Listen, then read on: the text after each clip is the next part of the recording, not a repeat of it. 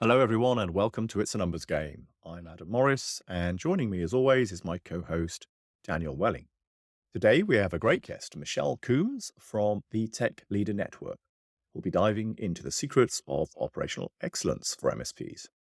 In this episode, you'll learn the importance of a customer first approach and how it can transform your service delivery, key strategies for fostering accountability, and aligning your team with business goals and practical steps MSPs can take to continually improve operations and boost profitability. So stay tuned to get insights that can drive real change in your business.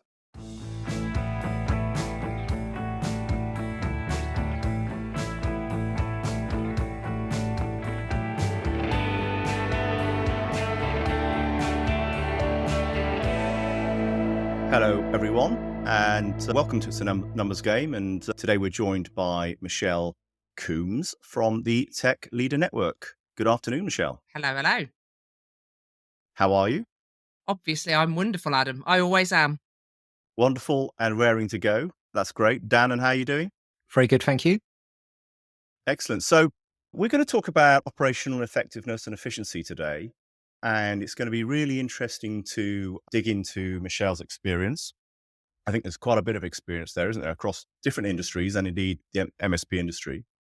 And so, yes, we're going to look to sort of dig into what makes or what can make MSPs operate more efficiently, make them more profitable, provide sticky relationships with their customers, deliver higher value services, and presumably have happier and more engaged employees as well.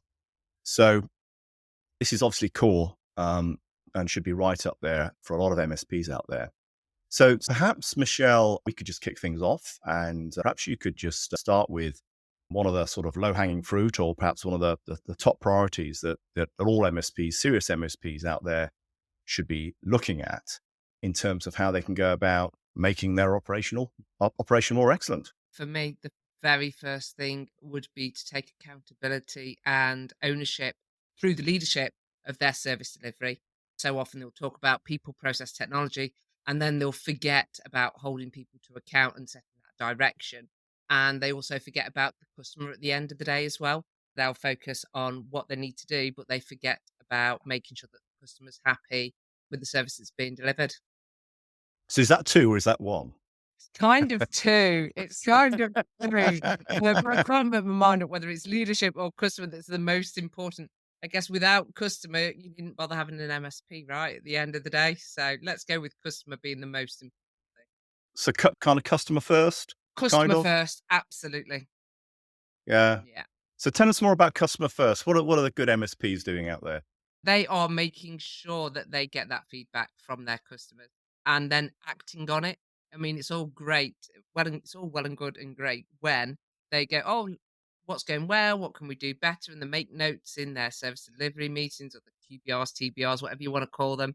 And they do the feedback satisfaction surveys, but then they do nothing with it and they just sit on it. And that is so disappointing to see that they've got all this quality information from their customers about how they can improve, how they can retain them longer, and all of that good stuff, but they just do nothing. And examples of doing something would be, So instead of they could look for root cause. So, for example, it could have been the way that tickets have been handled by the service desk over a period of a month. It could be that you've got people with training issues, or that they're not following the process, or anything along those lines. But without doing that deep dive and that root cause analysis into what those issues are, then you're not going to know a way of fixing them.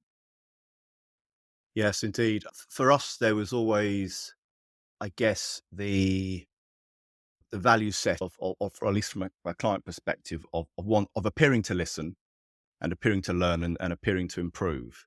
So, so what is it we can do to get even better? And sometimes they'd come up with some ideas and suggestions, and sometimes they wouldn't. But I guess the thinking that it's an ongoing process. What can we do to improve what we do for you, Mr. Client? And then, of course, doing something about that rather than just listening, writing it down, and doing nothing. Actually, coming back maybe the next quarter at the next QBR, whatever, and saying, actually, do you know what? We've taken on some of your thoughts. We're not quite there with this and this, but maybe we are, here and here. Those sorts of things, I guess. Absolutely. And you can take it and feed those points if you find that you've got multiple instances across multiple customers, you would roll that up into like your continual service improvement log and things Mm. like that as well. And then you would focus on it as a business as a whole.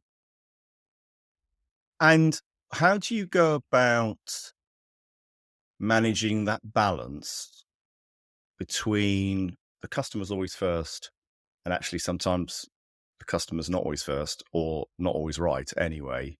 And just because the customer wants something or likes something or would prefer something, it's not the right solution for the MSP from an overall service provision and business growth perspective, I suppose.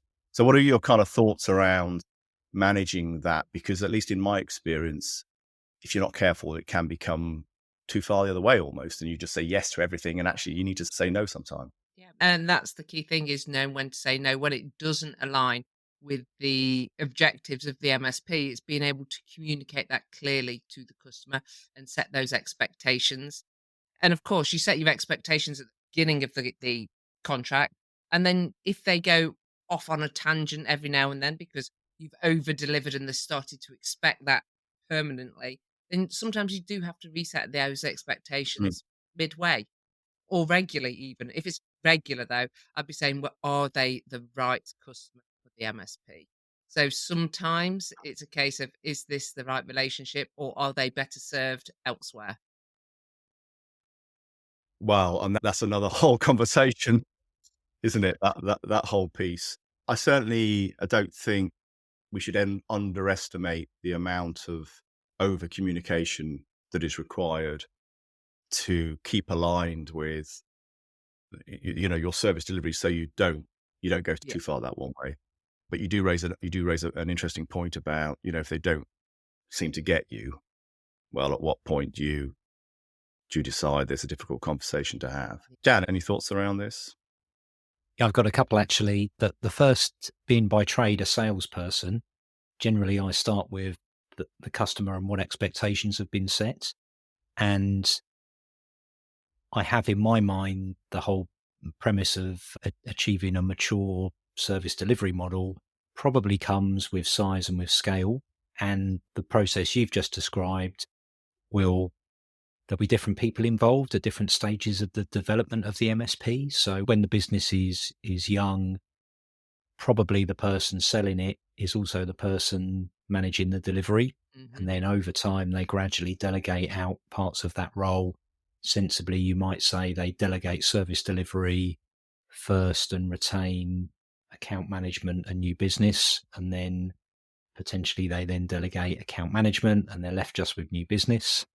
And to that, as they start to the single cell organism subdivides, that's when you need extra communication between those different roles. Whereas when it's one person making the decision, they get the feedback and they take action immediately, naturally. Then when they're a larger organization and those roles are mature, embedded in, they've already created the processes. That sounds to me the danger time is in that growth phase where you're not a single cell organism, but you're also not a scale mature business. Is that where most of your experience come from? Yeah, because the bit that's missing there is that whole escalation process, whether it's a not the technical escalation like tier 1 to tier 2 to tier 3 kind of engineer level, but more so that whole escalation about something not being handled the right way, whether that's on the service side or whether it's on a project side or whether it's on an account management side. And also those kind of conversations as well, where or actually getting some kind of process embedded in, one for the escalation, but two for an internal like red flag customer meeting. So like once a week, for example, have we got any customers with a red flag? What do we need to know and how can we handle these before they become an issue? And I think those are key, particularly when it's those mid-sized, smaller and more mid-sized MSPs where they need to understand what's going on to handle it better. I was just going to say, actually, sort of related to this, Michelle, do you have any best practice or recommendations for how MSPs should go around, or the process that they could have in place to help them detect when that client becomes an amber client? For the sake of, we used to call them amber clients. They need a bit of extra love. We need to really monitor that SLA. We need to get an account manager over there ASAP. whatever it may be, until we decide they're no longer amber and they're green again. But do you kind of have any kind of, as I say, sort of thoughts around how you perhaps measure that, or a process around it in general? So for me, I'd be measuring things like those end of ticket feedback scores weekly. I'd be monitoring those SLA ticket volumes, because if they're being particularly noisy that week, what's going on and what can we do better? Timings, response, and restoration, because I'm very keen on restore SLA being more important than the response.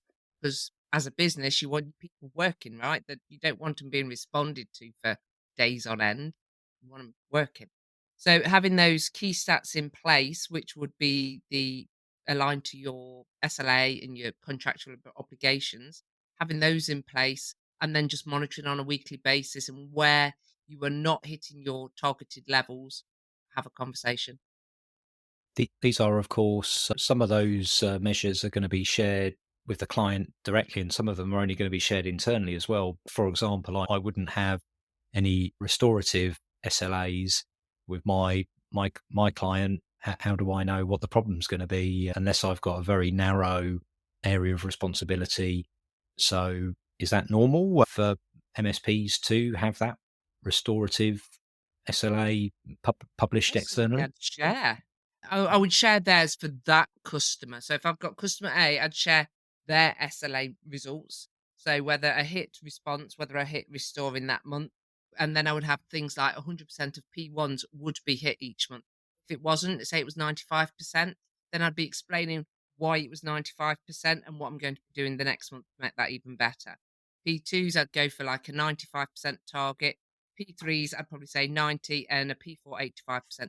Where I was below those, I would absolutely share it, because it looks like I'm being proactive and looking for ways to improve that service to deliver that to that client. I wouldn't share customer B, customer C, customer D, but I would share their results. Absolutely. I mean, actually, like, what is the target for resolving an issue, though? Are you saying that's normally contracted, baked into the client agreement? We'll fix issues within 8 hours, 48 hours, 72 hours? Um, Ah, now I see where you're coming from, because if Mhm. it's a smaller MSP, if you've only got like 4 or 5 people in there, and you know that you could have one person on annual leave, one person has called in sick, and a third person is out on a customer site, how can you guarantee that? You can't when you're small. You have to have the right resourcing in place to be able to deliver to that model. Indeed, and I'd even say quite dangerous, even if you're large, because ultimately, how much of how much of that problem is within your control? You're dealing with different hardware suppliers, different vendors, different software, all sorts. So, I'll argue with that one, Adam, because you've got would things you? like hold states, and you'd have underpinning contracts with your suppliers to be able to deliver that service on your behalf. And if you don't put it in the contract, it would be awaiting a third party, and that time would be excluded from the. I guess that depends on your market and who you're selling to, and the extent to which they're savvy to this area, and they even understand it as a thing. I guess my experience mostly was that in fact, I can't even remember having a conversation where someone said, hang on a second, you don't have an SLA for recovery here. So, but I can certainly understand how that features in larger deals. So customer first then, somewhere near the top in terms of Yeah. what ops directors need to be thinking about here. What would be, well, you mentioned accountability. Would that be your number two? Yes. So once they've aligned what they're looking to achieve, then they've got to hold people to account. Whether that is for delivering those service metrics, so that will be cascaded all the way down to the engineers on the desk, or whether it is to the PMs to implement projects on time, on budget, whether it's about resourcing and making sure that you've got cover and you've got people that are like utilized and the capacity and all that kind of good stuff that goes on. So whatever it is, it's about that accountability for making sure stuff is implemented as well. So tell me how you go about, improving accountability, because that again it's a whole huge thing, right? Yeah, where do you want to start on that one? Because it is, like you Well, say, whatever you want a to start. huge thing. Where would I start with accountability? It is, Yeah. here's a gap that I find, particularly with those smaller MSPs where there's like 5 to 10 people. It's the missing job descriptions, the missing objectives, and things like that. So without those, can't hold anybody to account because they don't know what they're going to be held to account for. So I would Yeah, suggest that would be a very good starting place. absolutely. And look in the mirror Yes. as the At the minute, as it's everything. as the owner or the director. Look in the mirror. Accountability starts with you, doesn't it? Yeah. And if you can't even be on time or deliver with what you've promised, they're going to see that, aren't they? Yeah. That was always a core thing for me. And we had to come down like a ton of bricks on leaders in the business who didn't exhibit any of those core accountability behaviors, because how do you expect your team to behave if you can't even do that? Even Um, those one-man bands out there, those nimble MSPs, as we call them, not one-man bands, it sounds terrible. So the nimble MSPs where there's like one or two people, there is nothing to stop those owners getting accountability from somebody they know out of a peer group, for example, and working together with those so that they've got somebody to hold them to account. yeah, it's really interesting actually. Or if they are two man and they've got their first hire, Yeah. say, being completely open and honest and transparent and saying, actually, we're a team. Yeah. I expect you to deliver this, but actually, I need to be delivering that.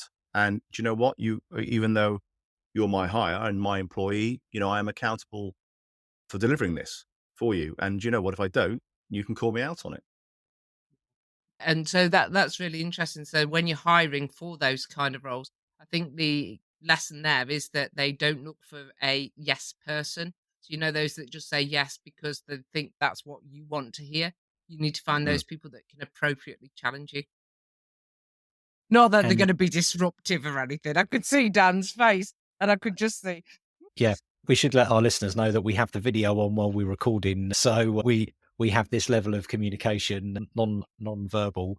You raised a really interesting point though at the beginning that you should have a job description and presumably some KPIs for your role, and those numbers should be reported, monitored, and discussed between members of team and line manager.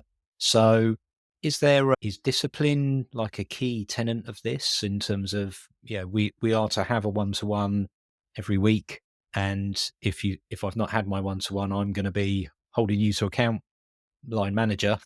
Why have we not had the one-to-one? Why are we not looking at my performance? And so is that perhaps one of the things that the developing MSP should really think about from the beginning? Absolutely having that time in the calendar.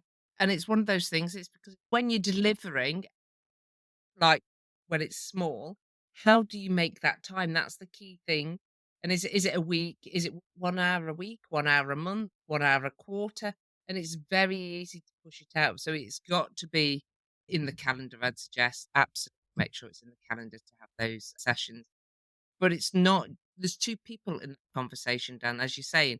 So if it's not there, challenge and ask. And that's the same for any size of organization, Hmm. because you've got to be responsible for your own career path, your own Hmm. learning, your own development. It's not the responsibility of a line manager. You've got to take some ownership of yourself, right? So Hmm. absolutely, doesn't matter what size organization you are, if you're not getting the support you need, then ask for it. And that, of course, is a great culture to build where you've got a level of individual leadership. So you might be the apprentice, but actually, do you know what? You're a key part of our business. And, for you to do well and be successful, you have a one-to-one with your team leader for, half an hour a week. If that doesn't happen, because he's too busy or he keeps canceling or something else, then we've got a problem. And he has a responsibility for you. Mhm. So it's two-way. It's service leadership. It's treating people as individuals, and building that overall kind of accountability structure and individual leadership structure within the business. And I think that's, at least to some extent, that's what experience has shown me seems to make a difference. Mhm. And sort of accountability has to sort of be built within the core of the culture of the business, really. And you can kind of gauge some of it when you are interviewing as well. So I think as well, we do a lot of tech assessment, particularly in the service delivery side. Mhm. Like what are the skills on Windows, Azure, AWS, firewalls, all that stuff. But how much do we actually do about making sure they are the right person fit? And because we're tech people, we're generally not people. We don't always dig into those personality traits the best that we can. I don't think we always understand them. So developing ourselves to understand those personality traits and what makes people tick and how we can get the best out of our team is a really good skill for those team leaders and managers as Indeed, and made even harder, of course, because you might only have one candidate rock up, two if you're lucky. find a And they different recruiter, I'd say at that point. Well, but the reality is, if you know, the reality is it's not particularly easy, and you're not getting hundreds of people, quality CVs coming through. And so I always found, at least, that the theory didn't necessarily match the practice. You'd read the book around, oh, well, you make sure you've got all the skills you need, and then you need to make sure you have all the personal characteristics and everything else. But if you have literally 2.5 CVs, and it's like, okay, well, how does this work? That's the challenging side of building any business in the UK, and clearly there's better way, or several options around how you might go around solving that problem. But yeah, 100% start with the right person, clearly, and really try to dig into what makes that person. And do you hire based on values and train and build the skills later? Yeah. It's that quandary.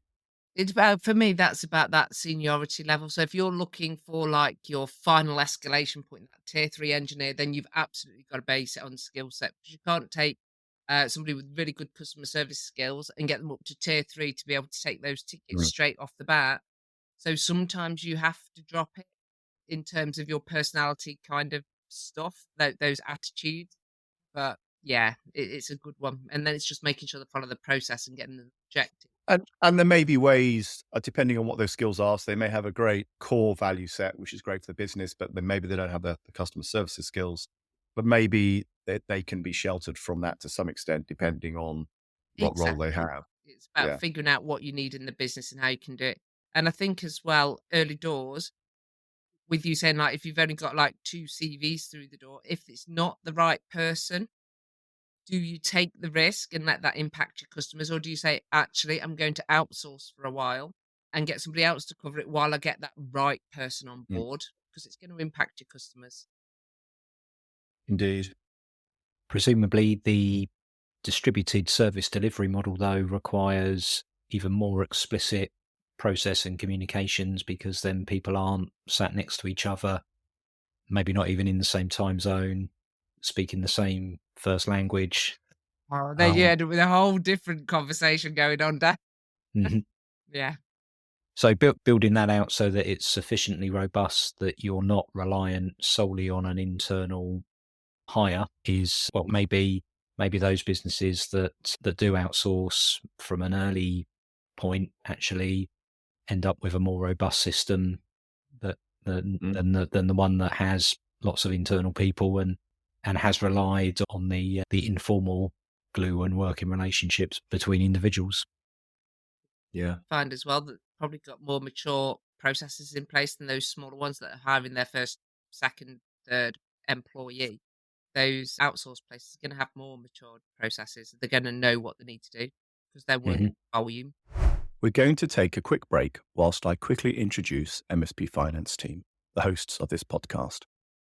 You started your MSP to help business owners master technology. Isn't it time you were rewarded for that? MSP Finance Team helps hard-working MSP owners finally get the profit, time, and control they deserve. With better financial and strategic insight, you can make better decisions, leading to more control, profit, and time. Our approach is unique. We focus exclusively on MSP businesses, and we meld bookkeeping, CFO as a service, accounting, and mentoring to help you get started, scale, or sell. We bring you the freedom to focus on what's important, whether it's growing your business strategically or enjoying spontaneous moments with your family. So visit mspfinanceteam.com today and take the first step towards financial mastery. Because when it comes to your MSP finances, it's not just business, it's a numbers game. Yeah. Indeed. Indeed. We've got time for one more, Michelle. Yeah. 5 minutes max. So what would be your number 3 on the list? Number 3, keeping it numbers related for you, I think, Adam and Dan. It would probably, and keeping it in line with what we've spoke about today, it's probably that cascade of objectives. So knowing where you want your business to go, where you want it to end, and then cascading those objectives down to individuals. So you're all going in the same direction and you Hmm? know what you're working on. So you have a plan. You're measuring your numbers on a weekly, monthly Yeah, basis. You compare it against your plan, your trajectory. Are you on the right course or do you need to change course exactly. effectively? And, if you don't have those numbers, then you just don't know, do you? Exactly. I always remember years ago, we didn't even, properly log time, right? Because how could I possibly ask all my engineers to log time? They're not robots, you know. But of course, you just can't build a good MSP without doing that. So that became very necessary, and it needed to be a discipline embraced by everybody to do that. And that's just one particular set of numbers, isn't it? Effectively, but That's, it's vital. yeah. And just thinking on, following on from that, Adam, it's finding those things that are important to you at the time, not just implementing anything and everything all at once, because that'll just overwhelm you. So your Mm. challenge at that time was specifically time. So implement the time metrics and the measures, and then monitor that for a period of time, work out how you can improve it, and then it's embedded, and then find the next thing you want to improve. Don't try and do everything all at once, because that will just set everybody up for failure. 100%, and also do your best at trying to communicate why, so they can understand why it's important. It's not just for you and your benefit. Actually, they understand now how it helps them as well. So actually, if we don't know how busy you are, how can we possibly know when we need to hire another engineer, Yeah. for Or example, pay your overtime bill. or pay your overtime indeed, or give you a pay rise at the end of the year? Yes. You know what? Simple things. Oh yeah, I kind of get it now. Yeah. Yeah.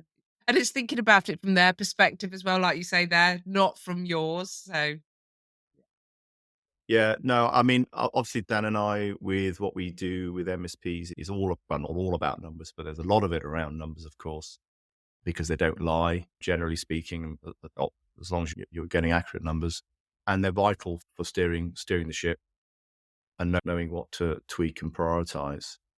And I don't think I know an MSP out there that isn't doing this well. They have all the appropriate gauges and reporting in place, and is front and center of how they run that business.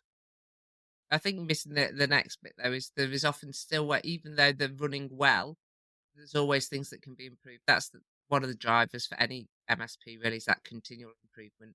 So although they're running well, what can they do better to take them to that next level? Well, and so maybe we're logging 75% of our time today, and our aim is to get to 85%. Yeah. Do we think it's possible to get to 100%? Perhaps not. So maybe, ultimately we'd like to get to 90, but maybe in a year we'll get to 85. Perhaps, Yeah. you've got to have some realism in there as well, haven't you? And work out that, I can't remember what the saying is now, but perfection is the enemy of Everything. production, or Yeah. I can't remember what it is. But Stuff done. If you wait for perfection, it'll never get done is the phrase I use. exactly that. And Dan, unless you know the exact quote. Thoughts on this one, Dan? Well, Mr. Nigel Moore Esquire says done is better than perfect, which Indeed. is quite a punchy version of, I think, what you're both saying. Yeah, we And can't think of the exact words, no. Dan. And yeah, I think the bringing it back to like an actionable takeaway for anyone listening to this that isn't currently doing some of these, I would say, quite foundational initiatives. So having job descriptions, establishing what the KPIs are of a role, measuring those numbers in a reliable fashion, meeting regularly to discuss how achievable those numbers are and what the next level of ambition should be. This all sounds pretty basic, but I would imagine that there's a good number of MSPs out there that aren't actually achieving this on a continuous basis and therefore striving for that next level, that best in class, is actually going to be very difficult until you are doing some of these and doing them regularly. And it forms part of the appraisal and review process, right? Mr. Boss, I'd like a pay rise, please, this year. Well, we've looked at all of your reviews, and you just haven't met the targets that you agreed were appropriate and achievable. So where do we go from here? So we've got to have a kind of honest discussion, haven't we, around performance and how we measure it, and really try and key into what's important, perhaps, because that's the other thing, right? Don't get too hung up on less important numbers that might not be core to what you need to measure. I think there's something you've just said there, Adam, is gets to pay review time and they're not hitting the numbers and the targets.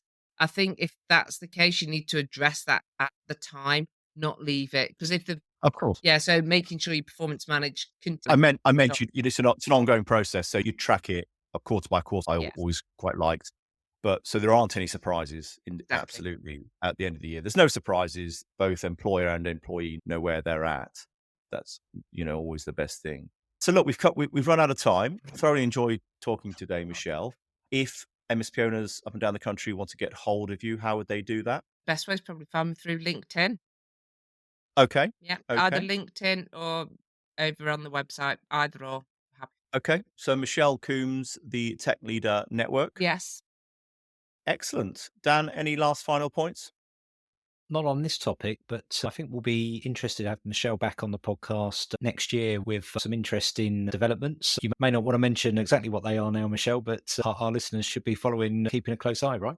They absolutely should be, Dan. Wow, what a teaser. Yeah. Well, tune into part 2 then next year, everybody. And thanks so much, and we'll speak to you soon. Thanks for having me, guys.